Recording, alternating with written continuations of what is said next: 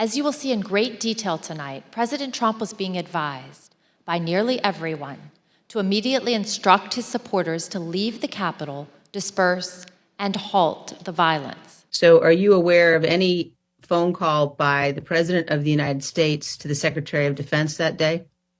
Not that I'm aware of, no. Hey, the Commander-in-Chief, you got an assault going on the Capitol of the United States of America. And there's nothing.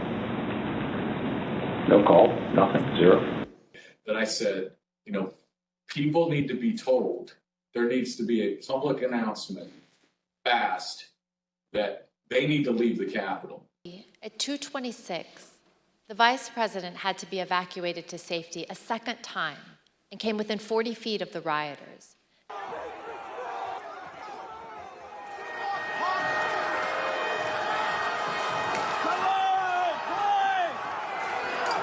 That last entry in this page is, sirs, the Capitol does not sound good right now.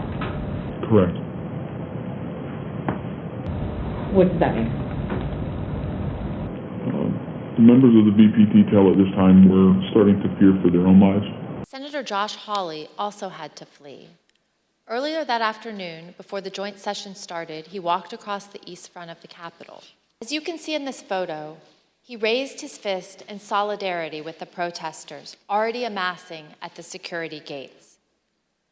Later that day, Senator Hawley fled after those protesters he helped to rile up stormed the Capitol. See for yourself. What did President Trump do at that point? He went back to calling senators to try to further delay the electoral count. I basically told him, I said, Mr. President, we're not doing much work here right now because they just took our vice president out. And matter of fact, I'm going to have to hang up on you. I've got to leave. His staff repeatedly came into the room to see him and plead that he make a strong public statement condemning the violence and instructing the mob to leave the Capitol. He did not relent until after 4 o'clock when he went out to go to the Rose Garden to film his now infamous go home message. We love you. You're very special. You've seen what happens. You see the way others are treated that are so bad and so evil. I know how you feel. But go home and go home in peace. Other leaders honored their oaths and acted to clear the Capitol and resume the joint session. For instance, here are never-before-seen photos and video of congressional leaders in action during the attack. The video is a portion of a call they had at approximately 4:45 with Acting Secretary of Defense, Chris Miller. We're not going to let these people keep us from finishing our business. Some people here in the Capitol Police believe it would take us several days to secure the building. Do you agree with that analysis? I'm not on the ground, but I do not agree with that analysis. Let's look at some never-before-seen photographs of the Vice President during this critical time. He was very animated, very direct, very firm, and to Secretary Miller. Get the military down here, get the Guard down here, put down this situation. The President did not call the Vice President or anyone in the military, federal law enforcement, or D.C. government. Not a single person.